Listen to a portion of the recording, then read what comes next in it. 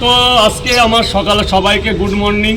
আজকে আমার দোকানে একজন দাদা এসছে। দাদা কিন্তু সেই ত্রিপুরা থেকে, কলকাতা থেকে, সেই আগরতলা, ভাবাও যায় না কি দাদা, আগরতলা থেকে দাদা আমাকে দুবার ফোনও করেছিল।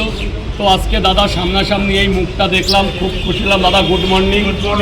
তো খুব ভালো লাগলো তোমার আসার জন্য। তোমার কনসেপ্টটা খুব ভালো লাগলো। তোমার এটাই মানুষ চাইলে কি না পারে। হ্যাঁ, এটাই হচ্ছে কথা।